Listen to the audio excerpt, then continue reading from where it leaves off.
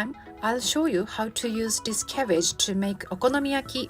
For the sauce, use Otafuku Okonomiyaki sauce, a popular sauce in Japan. As stated here, this sauce will give you that professional taste. For those of you who don't have easy access to Otafuku sauce, I'll also show you how to make okonomiyaki sauce. It is not quite the same as Otafuku sauce, but it is a delicious okonomiyaki sauce, so please try making it. Heat over medium heat. When the temperature reaches 60 degrees or 140 Fahrenheit, reduce the heat to low, cover, and let stand for 1 hour, maintaining that temperature. Point! Kombu produce the most dashi at 60 degrees or 140 Fahrenheit. Remove the kombu and heat over high heat. When the temperature reaches 85 degrees or 185 Fahrenheit, turn off the heat. Point! Dried bonito flakes produce the most dashi at 85 degrees or 185 Fahrenheit. In order to make it closer to commercial okonomiyaki flour, I use more kombu and dried bonito flakes than usual to make a combined dashi with a strong taste and aroma. Chill the dashi in the refrigerator until ready to use. Using a well-chilled dashi when making the dough will reduce the formation of gluten. This is a very important process to make a good dough, so chill it well.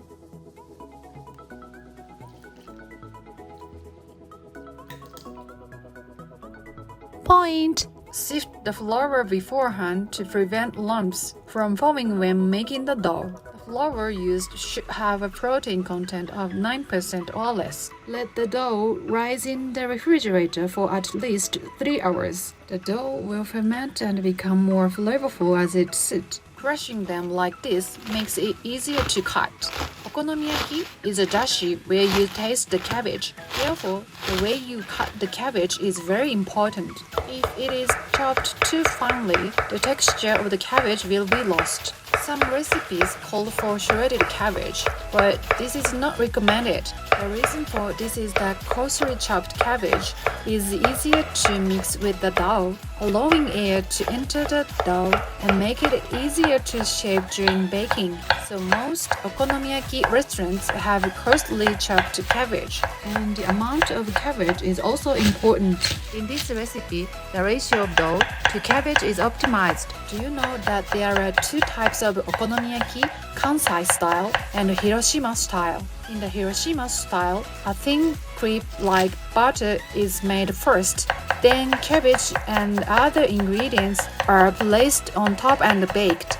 The use of yakisoba as an ingredient is another characteristic of Hiroshima-style okonomiyaki. What I will show you in this video is the Kansai-style okonomiyaki. The term Kansai refers to Osaka, Kyoto, Hyogo, Shiga, Nara, and Wakayama. Osaka, the home of okonomiyaki, is the Kansai style of okonomiyaki. In the Kansai style, the dough and ingredients are mixed before baking. It is characterized by fluffy baking. Originally, grated Japanese yam is added to the batter, but it is difficult to buy overseas, so I will not use it this time. If Japanese yams are available, grate them and add them for an even fluffier result. Make it as coarse as this. Let it rest in the refrigerator for at least 1 hour without plastic wrap. Point! Storing the cabbage in the refrigerator without plastic wrap removes excess water from the cabbage and makes it fluffy. If thin slices of pork belly are hard to come by, bacon can be substituted.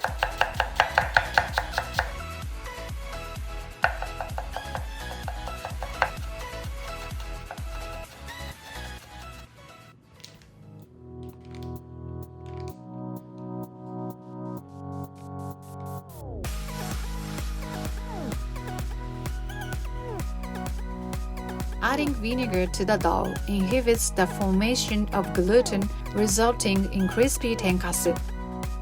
Heat over medium heat.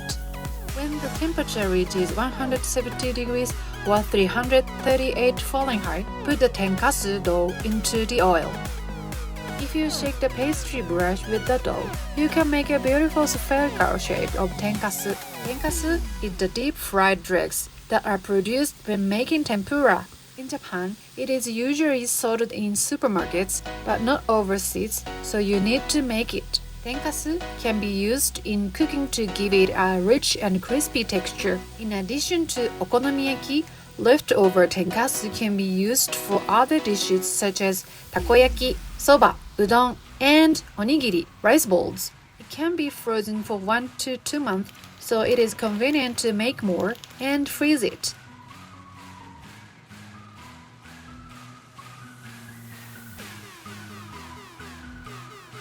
Heat over medium heat. Bring to a light boil, then turn off the heat. Point! Bring to a light boil to add density to the sauce and to release some of the vinegar in the ketchup and the sauce. Finish the okonomiyaki sauce.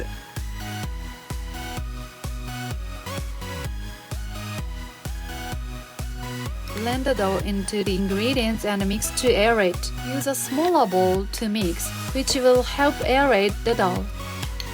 Point! The ingredients and dough should be mixed just before baking. If you mix the ingredients beforehand, the ingredients will release their water and the dough will not be fluffy. I know, it's a lot of work, but you can get close to professional results by using a smaller bowl for each serving and mixing. Heat over medium heat. Make sure the pan is warm before baking.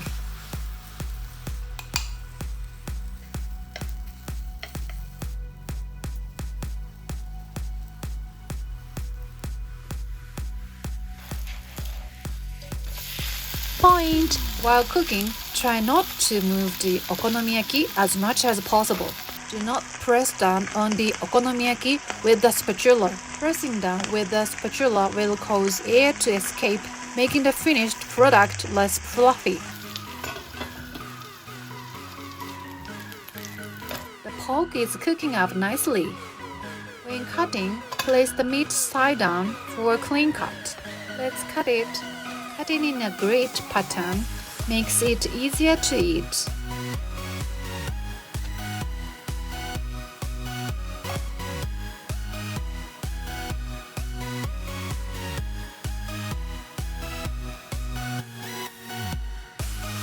Use chopsticks to make patterns for beautiful finish.